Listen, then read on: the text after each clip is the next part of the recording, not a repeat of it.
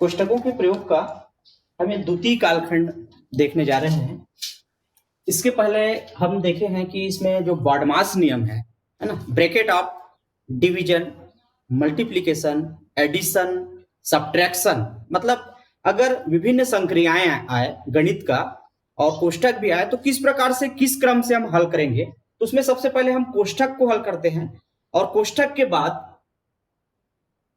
Division मतलब भाग को हल करते हैं, भाग के बाद गुणा को हल करते हैं, फिर उसके बाद जोड़ और घटाव का उसका क्रम आता है। चलिए उसके बाद और इसमें है जो टाइटल फॉर्म है इस चैप्टर पार्ट का, कोष्ठकों के प्रकार। चलिए कोष्ठक का प्रकार देख लेते हैं। इसमें एक रेखा या सरल कोष्ठक होता है जिसको बार भी बोलते हैं और इसको इस प्रकार से एक लाइन से दर्शाते हैं, है ना। जैसे मैंने लिख दिया 2 ऋण 5 लिख दिया, तो इस प्रकार से इसके ऊपर में लिख देते हैं। ये देखिए एक लाइन दिख रहा है ना, इसको बार कहते हैं। ये कोष्ठक जैसा देखने में कोष्ठक जैसा नहीं लग रहा है, लेकिन ये भी एक सबसे सरल कोष्ठक बोलते हैं या रेखा कोष्ठक, है ना। तो ये है, इसको बार या रेखा या सरल कोष्ठक कहते हैं और इसको इस प्रकार से राशियों या अंकों के ऊपर लगा दिया जाता है। एक लाइन खींच देते हैं, रेखा बना देते हैं, तो ये रेखा कोष्ठक हो गया। इसके बाद आता है छोटा कोष्ठक, जिसका सबसे ज्यादा प्रयोग करते हैं आप लोग, है ना। ये वाला कोष्ठक जो है छोटा कोष्ठक, इसका सबसे ज्यादा व्यापक रूप से इसका प्रयोग होता है। जब भी हम कोष्ठक की बात करते हैं तो आप लोग इसी कोष्ठक को लगाते हैं। इसको छोटा कोष्ठक या साधारण कोष्ठक कहते हैं। और एक आता है उसके बाद मंझला, सर्पाकार या धनु कोष्ठक, है ना। इसका 3 नाम यहां लिखा है, मंझला, सर्पाकार, धनु कोष्ठक, है ना। मैं ज्यादातर उसको सर्पाकार कोष्ठक के नाम से ज्यादा उसको मतलब उपयोग करता हूं और नाम ज्यादा उसको उल्लेख करता हूं, सर्पाकार, है ना। ये देखिए सर्पाकार कोष्ठक, ये देखिए इसको बनाना थोड़ा कठिन काम है, इसके लिए अभ्यास चाहिए। ये दिखाई दे रहा होगा, ये सर्पाकार कोष्ठक है, ठीक है। तो ये कोष्ठक को मंझला कोष्ठक भी कहते हैं और धनु कोष्ठक ज्यादा अच्छा है। इसका जो नाम है सर्पाकार कोष्ठक, है ना। सर्प जैसा इसकी आकृति थोड़ा सा दिखाई देती है, इस प्रकार से हम घुमा के बनाते हैं। तो अब इसके बाद आता है जो सबसे बड़ा कोष्ठक है, उसको वर्ग कोष्ठक या वर्गाकार कोष्ठक कहते हैं। ये बड़ा होता है और ये देखिए इसको बनाना एकदम आसान है, ये देखिए, है ना। एक वर्गाकार या वर्ग या बड़ा कोष्ठक कहते हैं। सबसे बड़ा कोष्ठक ये है। अगर विभिन्न संक्रियाएं लिख दिया जाए, सभी कोष्ठक का अगर समावेश हो, तो सबसे बाहर में ये कोष्ठक होता है। आप लोग देखे होंगे जब हम चक्रवृद्धि ब्याज पढ़ रहे थे तो छोटा कोष्ठक लगने के बाद इस प्रकार से हम बड़ा कोष्ठक लगाए थे, है ना। तो बड़ा कोष्ठक जो है सबसे बाहर वो कवर करता है सभी कोष्ठक। अगर विभिन्न कोष्ठक दिया है तो अंदर में रेखा कोष्ठक होगा, उसके बाहर में छोटा कोष्ठक होगा, उसके और बाहर में सर्पाकार, और सबसे बाहर में बड़ा कोष्ठक हम लगाएंगे, है ना। इस प्रकार से इसका क्रम होगा। तो ये कोष्ठक का विभिन्न प्रकार हो गया। और इसका जो बॉडमास वाला जो रूल है, पहले वाला पार्ट कोष्ठकों का प्रयोग, उसमें आप लोग जरूर देखिए, उसके क्रम को याद रखिए। जब विभिन्न संक्रियाएं दिया रहे, संक्रियाएं का मतलब होता है गुणा, भाग, जोड़, घटाव, और या कोष्ठक दिया रहे तो सबसे पहले हम कोष्ठक को हल करते हैं, अर्थात कोष्ठक के अंदर का जो भी लिखा है उसको हल करते हैं। उसके बाद भाग का नंबर आता है, फिर गुणा का आता है, फिर जोड़ घटाव का करते हैं। तो इस प्रकार से एक क्रम होता है। चलिए हम स्टार्ट करते हैं। मान ज्ञात कीजिए, ना। सभी प्रकार के प्रश्नों को हम देखते हैं सभी जगह से। निम्नलिखित का मान ज्ञात कीजिए। इसमें दूसरा नंबर है, पहला प्रश्न का दूसरा नंबर है, ऋण 13 कोष्ठक बंद है, धन 6 है, फिर भाग का चिन्ह है और उसके बाद है 7 ऋण 4। अब देखिए यहां पर किसको पहले हल करें, है ना। मैं जैसे बताया हूं कि भाग को पहले हल करते हैं, लेकिन यहां कोष्ठक में पहले ध्यान देना चाहिए। ब्रैकेट ऑफ क्यों कहा गया है? ब्रैकेट ऑफ बॉडमास जो लिखते हैं उसमें बी से ब्रैकेट होता है। तो ब्रैकेट ऑफ का मतलब है सबसे पहले ब्रैकेट को हल करो, कोष्ठक के अंदर जो भी है उसको पहले हल कीजिए, उसके बाद भाग, गुणा, जोड़, घटाव का प्रयोग कीजिए। तो देखिए किस प्रकार से इसको हल करते हैं। सबसे पहले हम ये कोष्ठक को हल करेंगे। चूंकि यहाँ पर मात्र एक सिंगल ऋण 13 बस है तो इसको तो और कुछ हल नहीं कर सकते, उसको ज्यों को त्यों लिखेंगे। और 6 धन 6 भागित, यहाँ पर ये देखिए 7 में 4 क्या होगा, अलग अलग चिन्ह है, एक धनात्मक है एक ऋणात्मक है, घटेगा, और घटेगा तो वहां पर कितना आ जाएगा, 7 में 4 घटाएंगे तो 3 आएगा।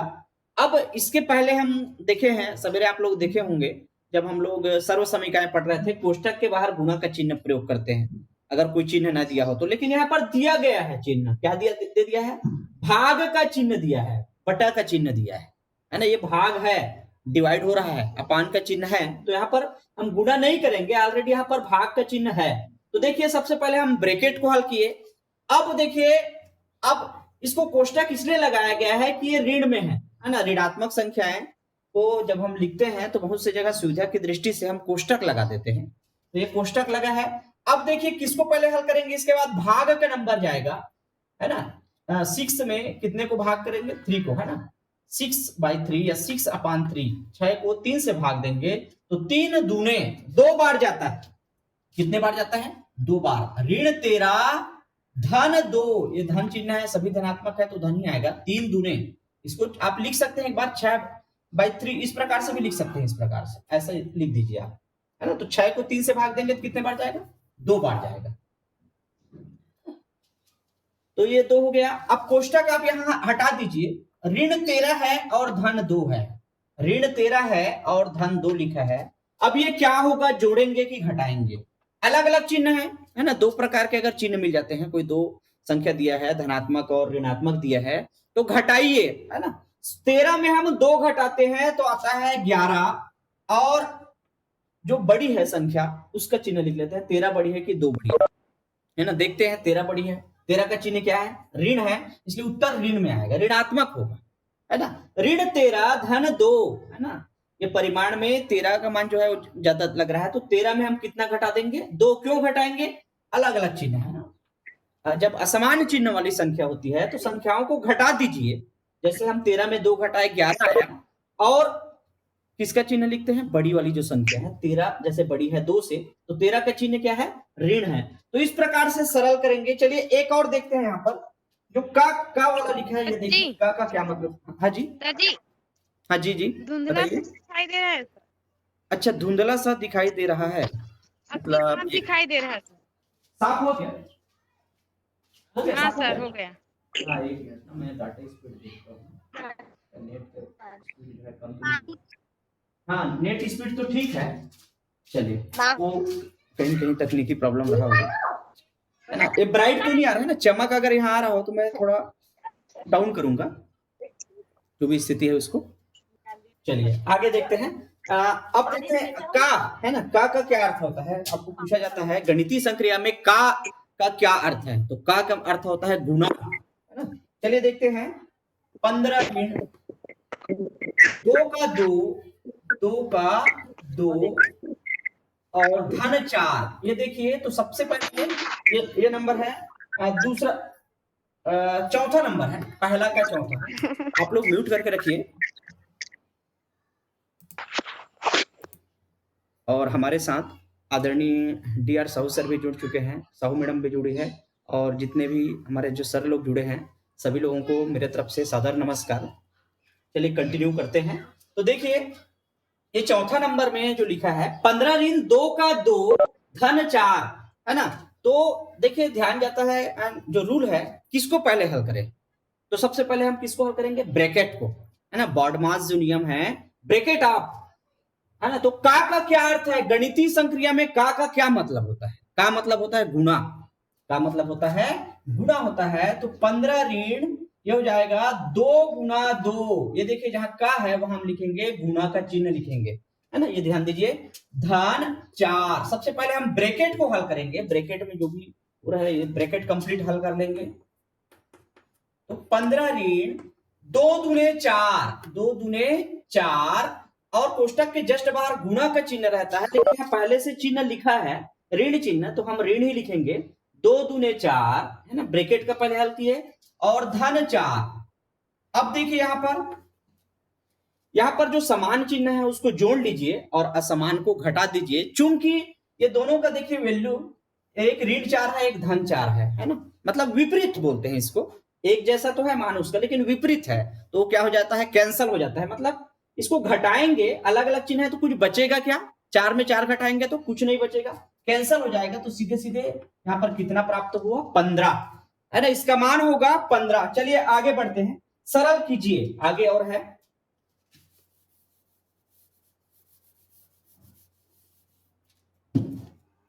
सरल कीजिए दूसरा नंबर, सभी का प्रश्न कवर हो जाए।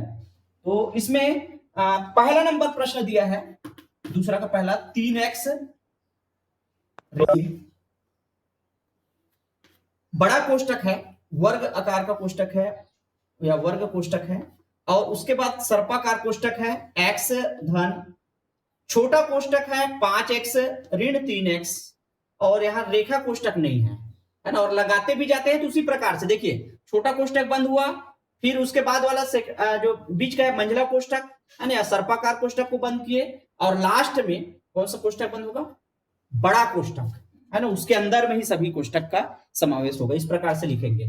तो जब हल भी करते जाते हैं तो छोटे कोष्टक से स्टार्ट से यहां से इस क्रम से हल करते हैं, रेखा कोष्टक, ये हल करने का क्रम है, पहले रेखा कोष्टक, फिर छोटा, फिर मंझला, फिर बड़ा।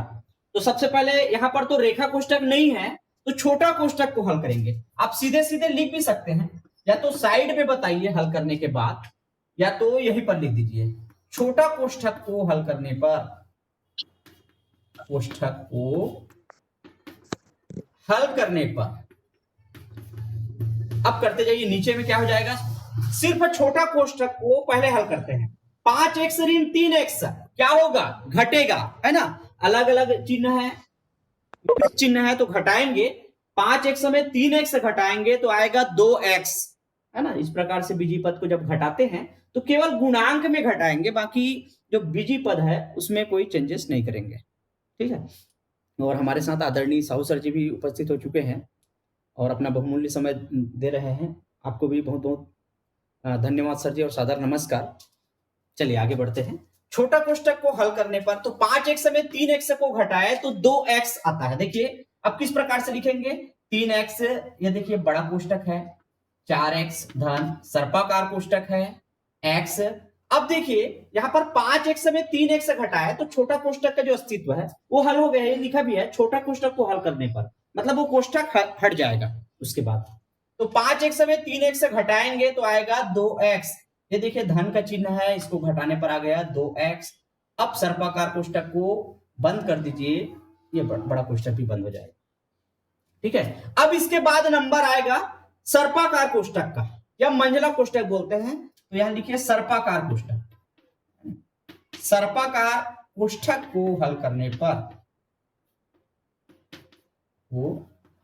पर लाइन से आप बारी बारी से करते जाइए, ये वाला नंबर आ गया यहाँ का, इसको पहले हल कीजिए तो क्या होगा, ये x है और ये 2x है, मतलब सजाती है, x घात 1 है, यहाँ भी x घात 1 है, चर भी x है, यहाँ भी x है, तो सजाती है। और ये एक जैसा जब चिन्ह होता है तो हम क्या करेंगे, उसको जोड़ेंगे, है ना, दोनों धनात्मक है, 2x में 1x जुड़ेगा तो आएगा 3x, है ना, ये 1x है जिसको x बोलते हैं, तो ये आ जाएगा 3x, ये यहाँ 3x पहले से लिखा है, और ये हो गया वर्गाकार या बड़ा कोष्टक धन 2x धन x हो जाएगा 3x, है ना, ये वर्गाकार कोष्टक बंद हो गया या बड़ा कोष्टक कह सकते हैं।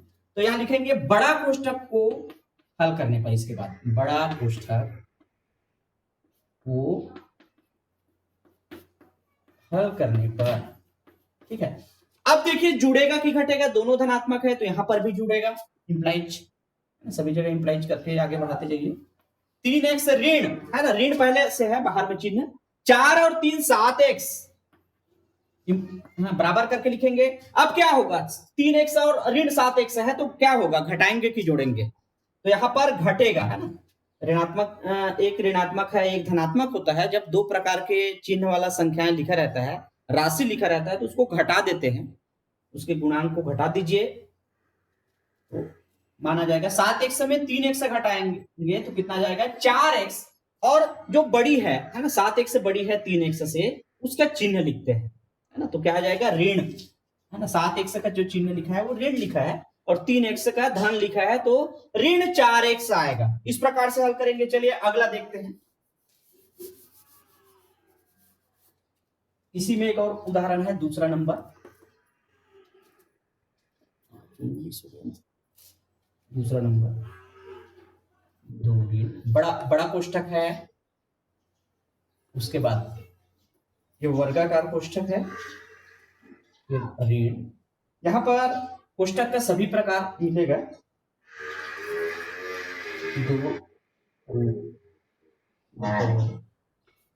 दो ऋण, दो ऋण दो, और ये है रेखा कोष्ठक। अब बंद होते जाएगा, उसी क्रम से बंद होगा। ये देखिए ये वाला प्रश्न,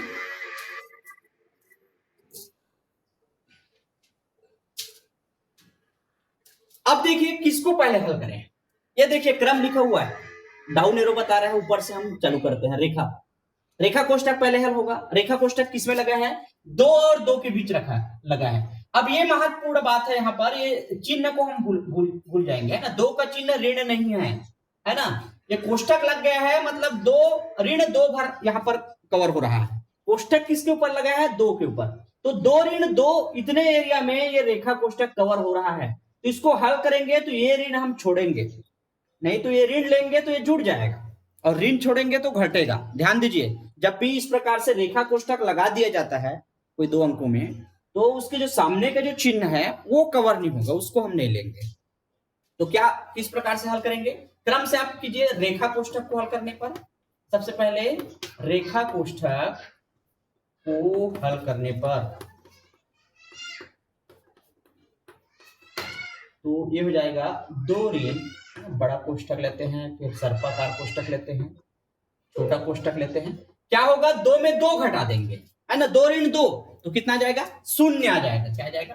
0 होगा, है ना। अब छोटा कोष्ठक बंद किए, सर्पाकार कोष्ठक बंद भी हो गया, वर्गाकार कोष्ठक बंद हो गया।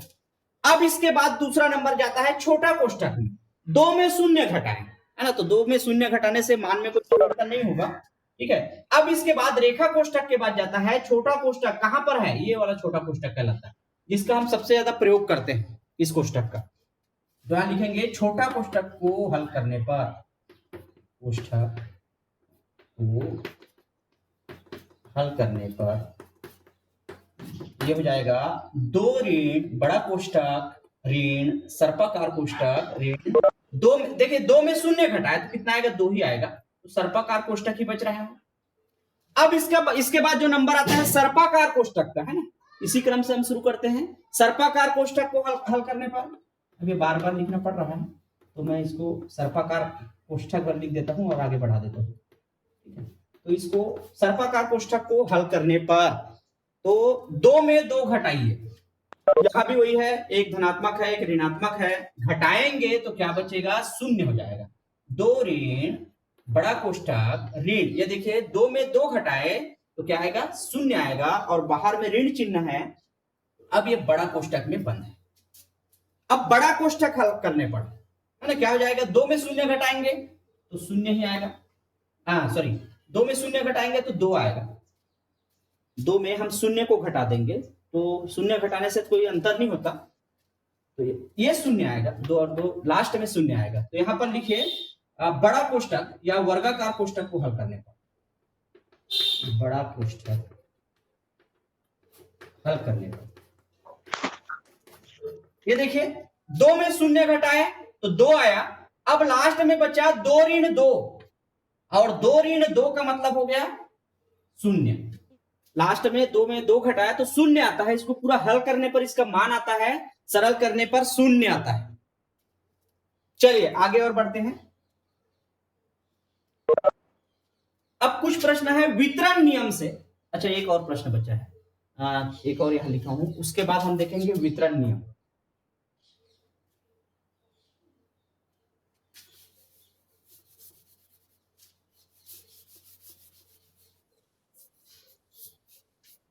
अगला प्रश्न है 5 सही 3/4 भागित 4 सही 3/5 धन 2 सही 1/2।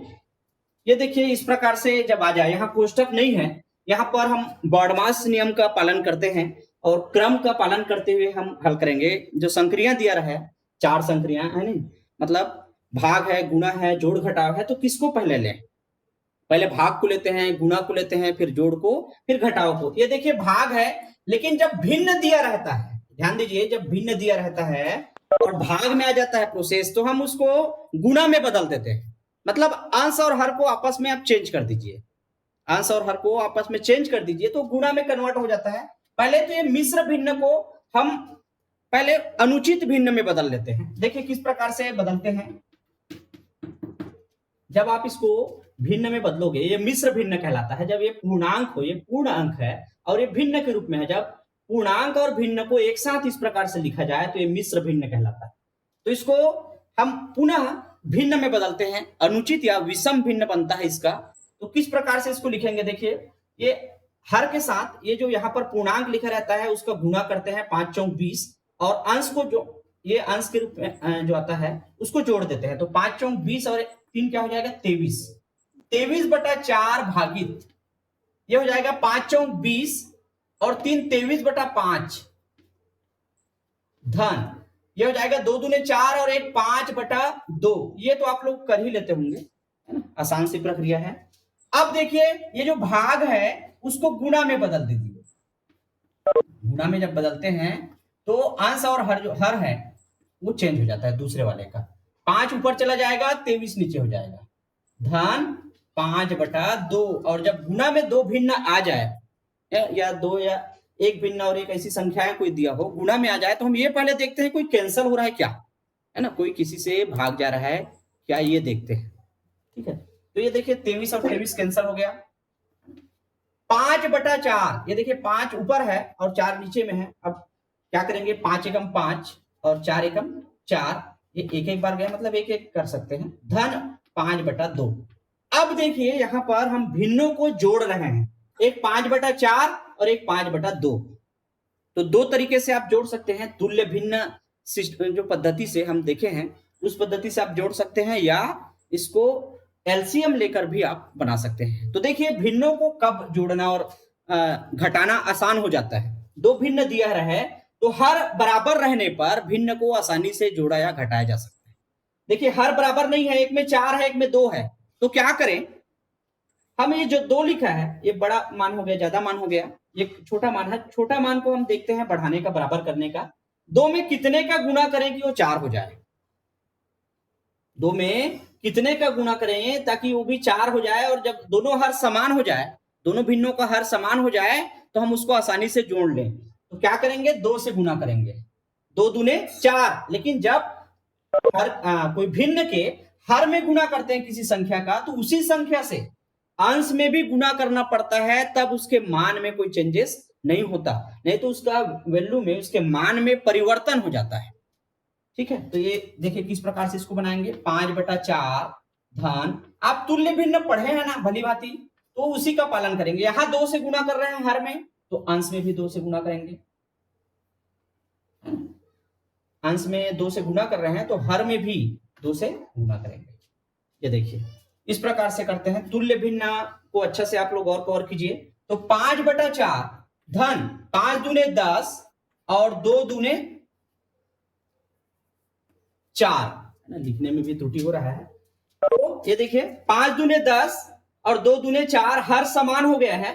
अब क्या करते हैं, एक हर को लेते हैं दोनों में से, मतलब एक बार 4 लेंगे और सीधे सीधे जोड़ने कहा गया, जोड़ते हैं और घटाने का चिन्ह रहता है तो घटाते हैं। मतलब 5 और 10 को सीधे सीधे आप जोड़ दीजिए, 5 और 10 को जोड़ दीजिए तो कितना हो जाएगा, 15/4, 15/4। अब इसको आप मिश्र भिन्न में बदल सकते हैं, जैसे कि ये लिखा है प्रश्न में मिश्र भिन्न में, तो उत्तर भी आप मिश्र भिन्न में ला सकते हैं। क्या करेंगे, 15 को 4 से भाग दीजिए, कितने बार जाता है उसको पूर्णांक में लिखेंगे। देखो 4 से भाग देते हैं, 4 तिया 12, 4 चौक 16, 3 बार पूरा भाग जाता है, तो ये आ जाएगा पूर्णांक में।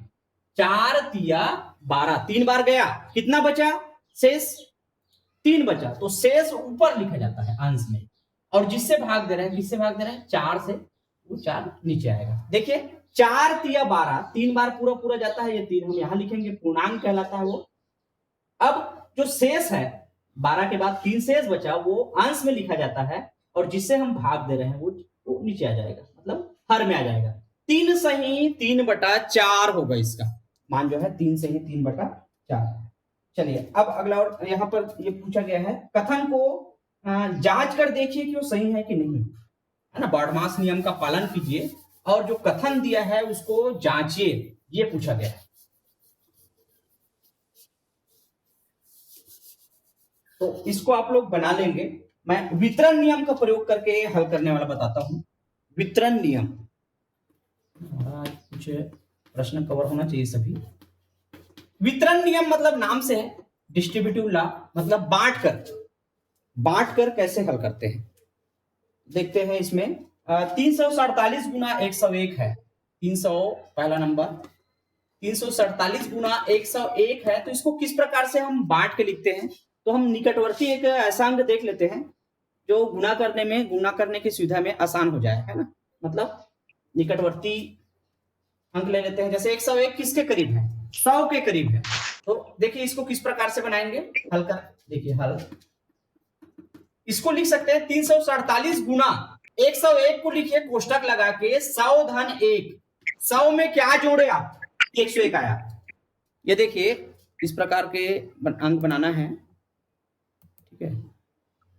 347 गुना 101 को लिखेंगे 100 धन 1। कोई भी अंक रहे, जैसे यहां पर मान लो 88 रहता तो उसको हम लगभग क्या मान लेते, 90 मान लेते। 90 में क्या कर देते, 2 घटा देते। इस प्रकार से आप अपने विवेक से यहां पर बनाइए।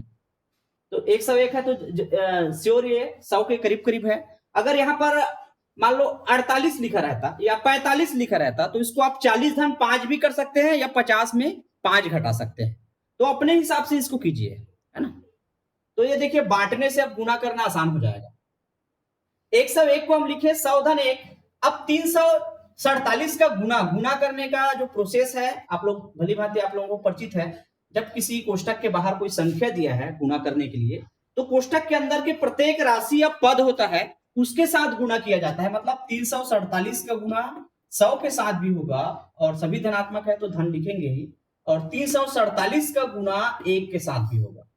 तो इस प्रकार से 100 से गुना करना बहुत आसान है। हम 100 में कितना शून्य है, 2 शून्य है, उसको लगा देते हैं तो ये गुना हो गया। 34,700 आ गया 347 को 100 से गुना किया तो। और 347 का 1 से गुना करना भी आसान है। 1 से गुना करते हैं तो उसका मान में कोई चेंजेस नहीं होता। अब क्या करना है, जोड़ना बस है। अब तो जोड़ेंगे तो इकाई से देखते हैं। यहाँ इकाई 7 है ना, और यहाँ शून्य है तो 7 ही आएगा। यहाँ शून्य है और 4 है, 4 आ जाएगा। 7 में 3 जोड़ेंगे तो 10 हो जाएगा। एक अगला हासिल गया तो 5 हो गया, 4 और 1 5, तो 35,047। इस प्रकार से बनाएंगे। इसको वितरण नियम कहते हैं। मतलब बांट कर किस प्रकार से हम वितरण नियम का प्रयोग करते हुए इसको हल कर रहे हैं। चलिए एक और है डेसिमल वाला देख लेते हैं, दशमलव वाला। वितरण नियम से ही संबंधित है। ये चौथा नंबर में है 4.8 गुणा 0.9। ये देखिए, तो किसको हम कोई भी एक को ले लीजिए, दोनों को नहीं लेना है ना। डिस्ट्रीब्यूटिव में वितरण में कोई एक को आप चेंज कीजिए जिसको आप करना चाहें। तो ज्यादा आसान ये लगता है जब 10 हो जाए, 1 हो जाए या 100 हो जाए तो और आसान हो जाता है। तो हम 0.9, मतलब 1 में कितना घटा दिए, 0.1। 1 में अगर 0.1 घटा दे, है ना, 0.9 1 से कम है। कितने कम है, 0.1 का। तो 1 में घटा दीजिए 0.1, उसी को कहते हैं 0.1। तो आ जाएगा 0.9। तो देखिए किस प्रकार से हम इसको बनाएंगे। 4.8, जिसको भी आप लेना चाहें इसको भी ले सकते हैं। 4.8 जो है 5 में, है ना, कितना घटाएंगे, 0.2 घटाते हैं, 0.2। तो इसको भी बना सकते हैं। तो 4.8 में गुना करेंगे। ये देखिए 0.9 की जगह हम लिखते हैं 1.0 या 1 में कितना घटाएंगे, 0.2। आप चेक कर सकते हैं। देखिए ये देखिए 1.0 में 0.2 घटाइए, कितना आता है। सॉरी 0.1 बोल रहा था मैं ना, लिखने में कुछ चूक हो रहा है। 0.1 है ना। तो देखिए 0 मतलब 1 इधर से हम देते हैं, इसको उधार देते हैं तो ये 10 हो जाता है ना। और पूरा 10 तो ऑलरेडी है ही। तो 10 में 1 घटाएंगे तो कितना आएगा, 9 आएगा। और इधर कुछ बच ही नहीं रहा तो क्या लिखेंगे, 0.9। मतलब 1.0 में 0.1 घटाते हैं। यहां का ध्यान आ रहा था मुझे 0.2 का, है ना। यहाँ पर 5 में कितना घटाएंगे, 0.2 घटाएंगे। चलिए आगे बढ़ते हैं। अब गुना कीजिए। गुना करना आसान है। ब्रैकेट हम हटाते हैं तो 4.8 का गुना 1 से भी होगा। 1.0 मतलब एक ही लिख लीजिए उसको। एक के बाद दशमलव लगा के कितने बार भी हम शून्य लिखें उसका वैल्यू नहीं है। बीच में ऋण का चिन्ह है उसको लगा लीजिए। और 4.8 का गुना किससे कर दीजिए? 0.1 से कर दीजिए। 0.1 ये दशमलव में है इसलिए लिखना पड़ेगा ना, दशमलव के बाद 1 लिखा है और यहाँ 1.0 मतलब 1 हो गया।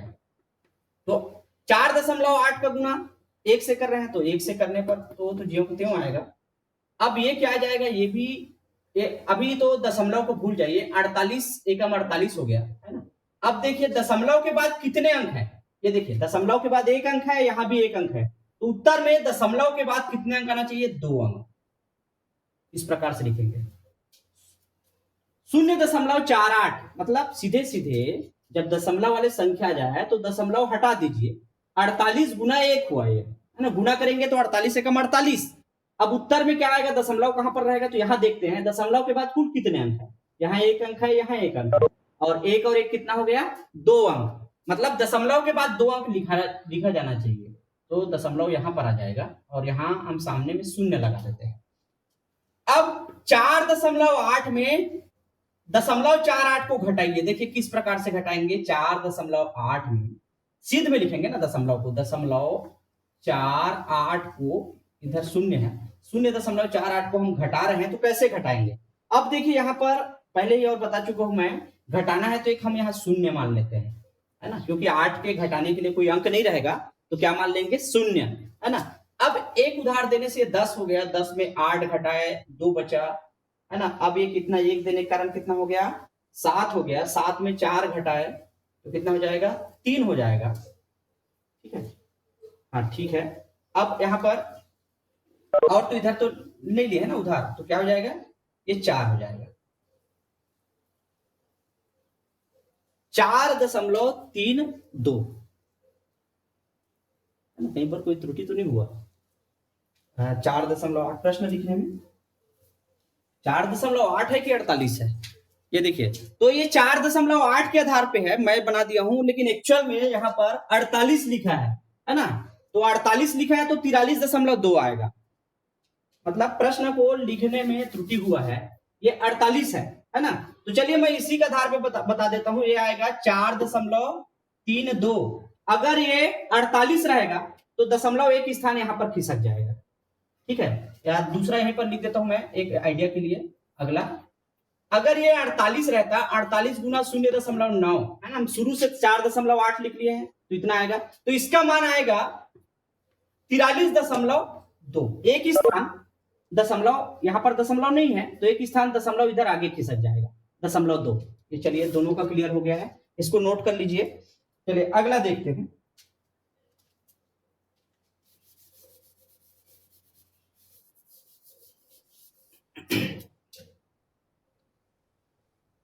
अगला प्रश्न है, अंकित के पास 50 रुपए है, जरूरत पड़ने पर विनीता को अपने रुपये का 7/10 भाग देती है ना, देती है ऐसा लिखा है लेकिन देता है आएगा ये प्रश्न है क्या? हाँ देती है लिख दिया, देता है।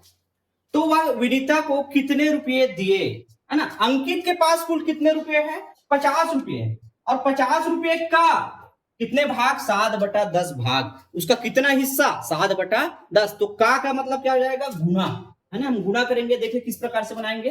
अंकित के पास राशि या रुपये, 5वां नंबर, अंकित के पास राशि लिख दीजिए या रुपये लिख दीजिए, बराबर 50 रुपये। ठीक है, ये है। और विनीता को अपने रुपये का 7/10 भाग देता है। विनीता को 50 रुपये का, अपने रुपये मतलब 50 रुपये का 7/10 भाग देता है, अर्थात करके लिख दीजिए, अर्थात 50 का कितना? 7/10। सीधे सीधे लिखेंगे, अर्थात 50 का 7/10, और का के जगह हम लिखेंगे गुना, 50 गुना 7/10 अब ये हो जाएगा 10 से भाग जा रहा है ना, 10 एकम 10 और 10 पंचे 5 बार पढ़ते हैं 50, तो 7 पंचे 35 रुपये।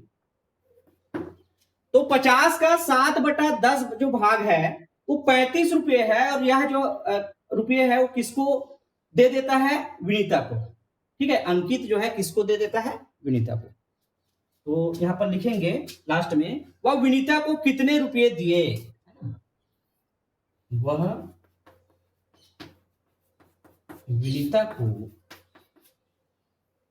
35 रुपये दिए।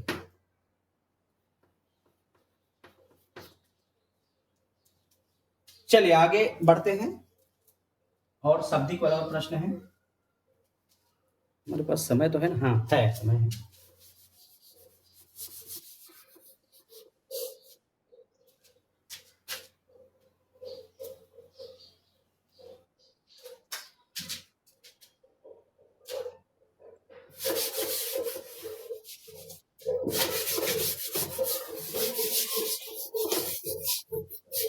चलिए अगला है, इसको ब्रैकेट में बताइए करके लिखा है। पूजा को उसके पिता से 60 रुपये, माँ से 40 रुपये और भाई से 20 रुपये मिले पूजा को। ठीक है, और वह बाजार से 15 रुपये का पेन खरीद कर लाई। उनमें से शेष राशि को उसने 5 सहेलियों में बराबर बांट दिए। तो बताइए कि प्रत्येक सहेली को कितने रुपए मिले? कोष्ठक का प्रयोग करके हल कीजिए। देखिए किस प्रकार से हल करते हैं। हल, पूजा को प्राप्त रुपये, पूजा को प्राप्त रुपये तो किससे किससे मिले हैं? देखिए उनके पिताजी से, है ना, पिता से 60 रुपये और मां से 40 रुपये और भाई से 20 रुपये, भाई से 20 रुपये ये प्राप्त हुआ। अब इनमें से वह 15 रुपये का पेन खरीद कर लाई, है मतलब खर्च किए। और पेन में खर्च लिख सकते हैं, पेन में खर्च एक बार बता सकते हैं, बराबर 15 रुपये। ठीक है, तो इतना तो बता दिए है ना। और लास्ट हम बता सकते हैं, प्रत्येक सहेली को शेष राशि को, प्रत्येक सहेली को 5, जो सहेली है उसको बराबर भाग में बांट दिए। तो देखिए किस प्रकार से इसको हम कोष्ठक का प्रयोग करते हुए बनाएंगे। तो पहले तो ये देखिए, पूजा को जो राशि प्राप्त हुआ वो कितने कितने रुपए है? 60 रुपये है, 40 रुपये, 20 रुपये। पिताजी ने 60 रुपये दिए, माँ ने 40 रुपये दिए और भाई से 20 रुपये मिला। तो इस प्रकार से कुल कितने राशि मिला? क्या कर रहे हैं? इसको हम जोड़ रहे हैं। क्या कर रहे हैं? जोड़ रहे हैं। तो देखिए यहां पर, यहां लिखेंगे पहले जोड़ लीजिए, 60 धन 40 धन 20, कोष्ठक का प्रयोग करते हैं और उसका भी उल्लेख कर दीजिए। और शेष जो राशि है उसको 5 सहेलियों में बराबर भागों में बांट दिए करके लिख दीजिए एक लाइन में। ठीक है, अब यहां पर अर्थात करके लिखेंगे ना, अर्थात ब्रैकेट का किस प्रकार प्रयोग करेंगे। सबसे पहले नंबर में हम यहां पर छोटा कोष्ठक का प्रयोग करेंगे, क्योंकि हम सिर्फ पहली बार ब्रैकेट लगा रहे हैं, है ना। 60 रुपया, 40 और 20 रुपया क्योंकि ये प्राप्त हुआ है, तो इसको जोड़ेंगे ना, कुल मिला के कितने रुपये मिल गया पूजा को, है ना। पूजा को जो राशि मिला है 60, 40 और 20 रुपये मिले हैं। अब उसमें कितने खर्च किए मतलब क्या होगा? वो घटेगा। क्या होगा? घटेगा। तो पहले जोड़ कर लीजिए तब घटाएंगे। कितना घटाएंगे? 15 रुपया खर्च कर लिए। ये देखिए 60 धन 40 धन 20 ऋण 15। अब देखिए ये घटाने के बाद, ये देखिए पहले जोड़ लीजिए, उसके बाद 15 घटेगा क्योंकि खर्च हो गया। उसके बाद जो बचा, घटाने के बाद जो बचा उसको 5 सहेलियों में बराबर बांट दिए। और 5 से बांट रहे हैं मतलब बांटना मतलब क्या हो जाएगा? भाग देना। तो देखिए ऐसे सीधे सीधे हम इसको भाग नहीं देंगे, पहले तो इसको और ब्रैकेट लगाइए। अब सेकंड नंबर में जो ब्रैकेट का नंबर लगता है ना, इस छोटा कोष्ठक के बाद कौन सा ब्रैकेट लगाते हैं? वर्गाकार लगाते हैं। अब बांटना है मतलब भाग देना है। ठीक है, और भाग देना है कितने से? 5 से। 5 सहेली मतलब 5 से।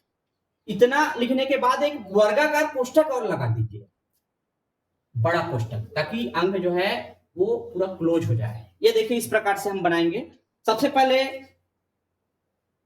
60 और 40 और 20 को जोड़े, क्योंकि ये रुपये जो है पूजा को प्राप्त हुआ है, इसलिए हम जोड़ रहे हैं। अब इस जोड़ में इसी में कितना घटाना है? 15, क्योंकि 15 रुपये वो खर्च कर डाले बाजार में, पेन खरीद कर लाई। ठीक है, अब ये बंद कर दीजिए। अब जितना घटाने के बाद जो बचेगा, इसके जोड़ में 15 घटाने के बाद जो बचेगा उसको 5 बराबर भागों में बांटना है। तो देखिए अब क्या हो जाएगा अगला स्टेप। सबसे पहले छोटा कोष्ठक हल करते हैं। तो 60 और 40 जोड़ दीजिए, 100 हो गया, 120 होता है। कितना होता है? 120 है ना। यहां लिख दीजिए छोटा कोष्ठक को हल करने पर 120 में कितना घटा देंगे? 15 घटाएंगे, है ना। फिर ये कौन सा कोष्ठक है? वर्गाकार कोष्ठक है। फिर बाहर में क्या करेंगे? भाग का चिन्ह है और ये 5 लिखा है और 5 के बाद वर्गाकार कोष्ठक। क्रम से देखिए ना, छोटा कोष्ठक पहले हल किए, सिर्फ तीनों को जोड़े तो 120 आया। अब इसके बाद किसका नंबर जाएगा? सर्पाकार कोष्ठक का या मंझला कोष्ठक का नंबर जाएगा। तो क्या होगा? 120 में कितना घटाएंगे? 15 घटाएंगे, तो कितना आ जाएगा? अब ये जब जैसे जैसे हम कोष्ठक को हल करते जाते हैं तो कोष्ठक को हटाते भी जाते हैं। ये देखिए छोटा कोष्ठक हट गया क्योंकि यहां जोड़ दिए। अब सर्पाकार कोष्ठक हट जाएगा। 120 में 15 घटाएंगे तो 105 आएगा, अलग अलग चिन्ह घटेगा, और भागित कितना हो जाएगा? 5। अर्थात 105 को 5 से भाग दीजिए, कितने बार जाएगा? 5 दूने 10, 5 एकम 5, 21। और यहां पूछा गया है 5 सहेली में बराबर बांट दीजिए। तो बताइए प्रत्येक सहेली को कितने रुपये मिले? कितने रुपये मिले? 21 रुपये। तो लास्ट में लिखेंगे प्रत्येक सहेली को